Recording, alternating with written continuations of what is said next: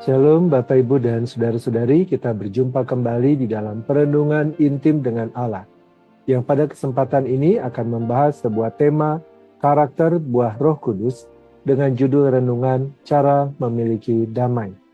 Firman Tuhan yang akan kita renungkan bersama terdapat pada kitab Mika 5 ayatnya yang pertama sampai dengan ayatnya yang ke-9 dengan ayat utama pada Mika 5 ayat yang keempat.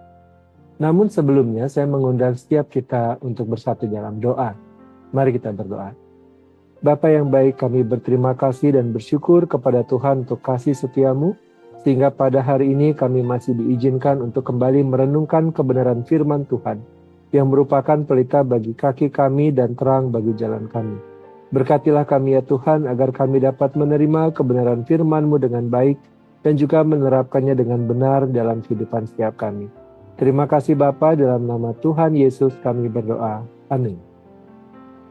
Bapak Ibu dan Saudara-saudari, berikut adalah firman Tuhan yang terdapat pada Mika 5 ayatnya yang pertama sampai dengan ayatnya yang ke-9.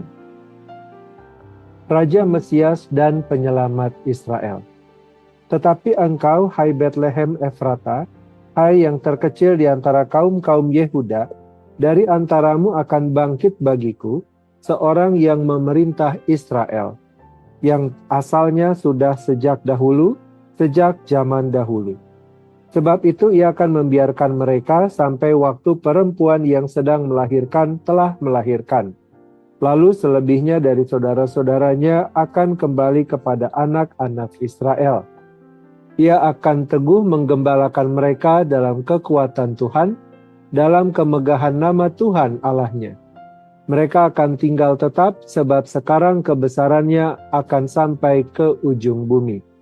Dia akan menjadi damai sejahtera apabila Asyur masuk ke negeri kita dan memasuki puri-puri kita. Kita akan membangkitkan melawan dia 70 gembala, bahkan 8 pemimpin rakyat.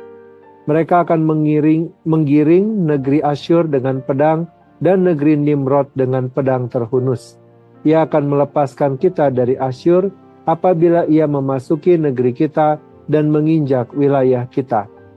Sisa keturunan Yakub akan ada di antara banyak bangsa, seperti embun dari Tuhan, seperti rintik hujan ke atas tumbuh-tumbuhan yang tidak mengharapkan orang, dan tidak menanti-nantikan anak manusia.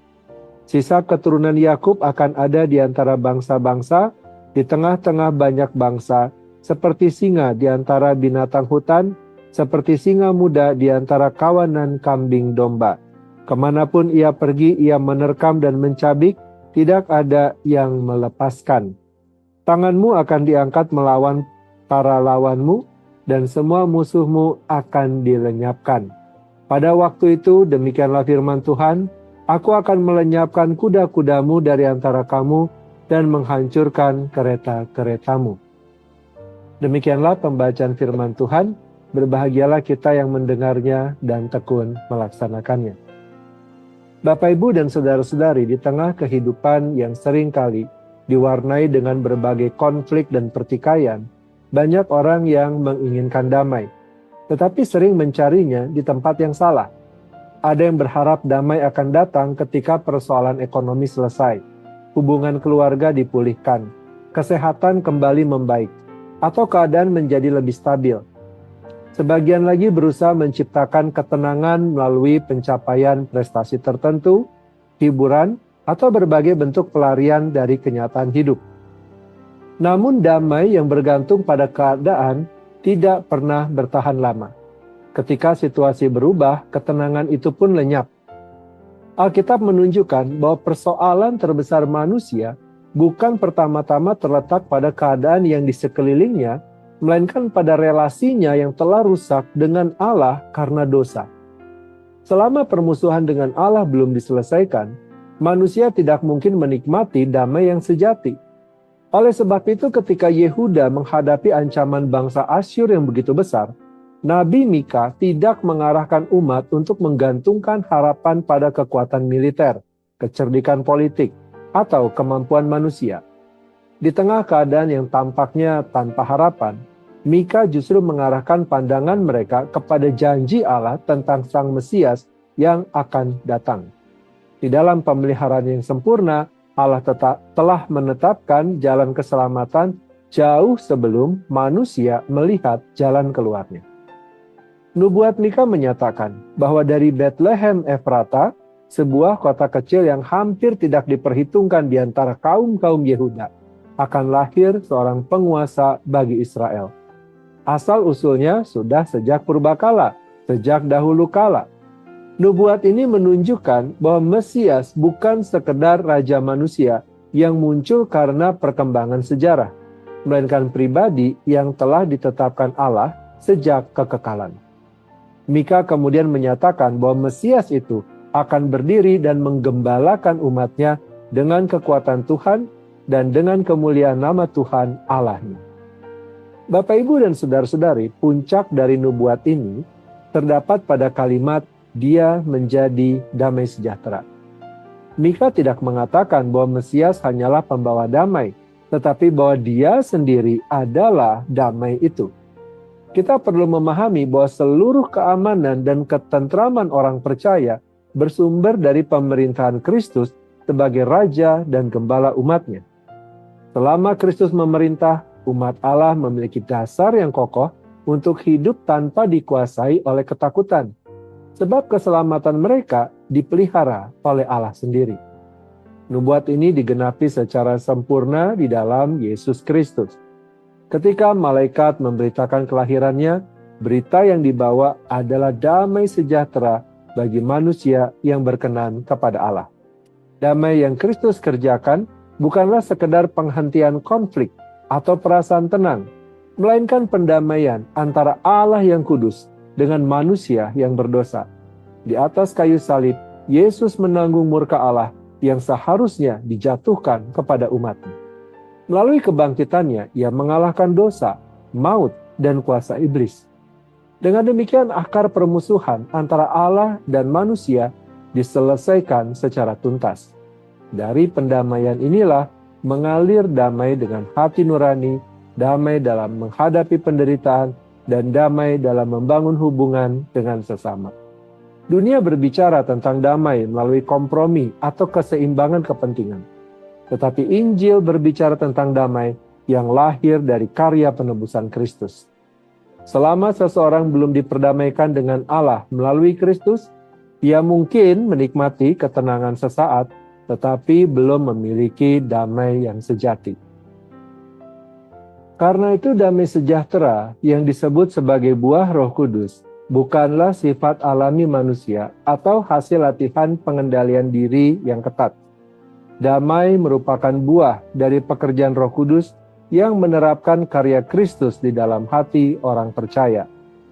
Roh Kudus memperbaharui hati yang dahulu dipenuhi ketakutan, kebencian, dan kecemasan, sehingga perlahan-lahan semakin menyerupai Kristus.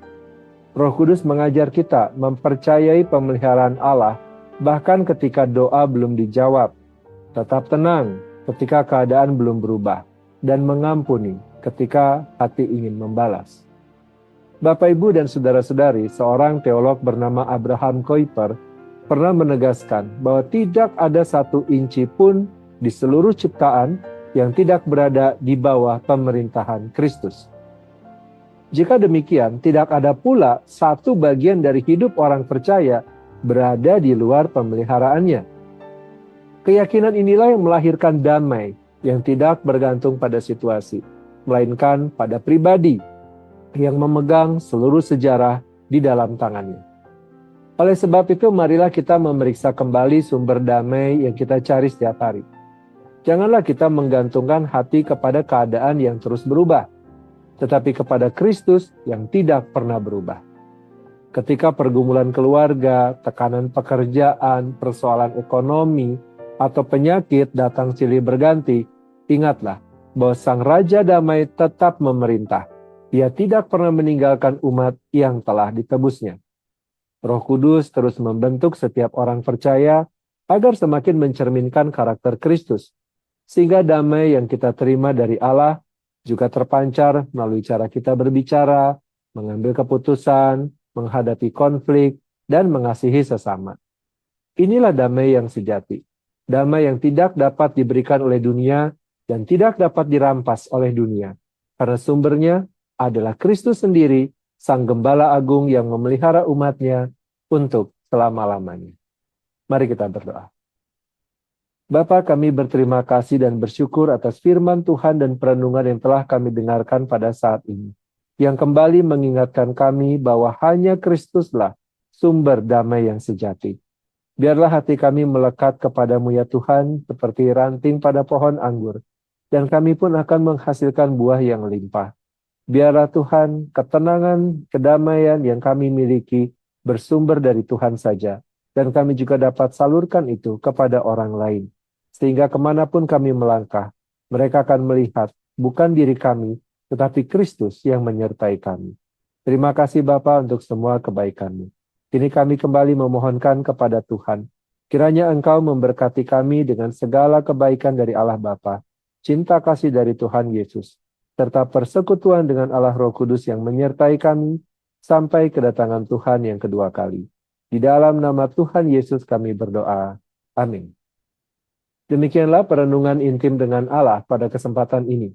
Sampai bertemu kembali di dalam perenungan intim dengan Allah berikutnya. Tuhan Yesus memberkati.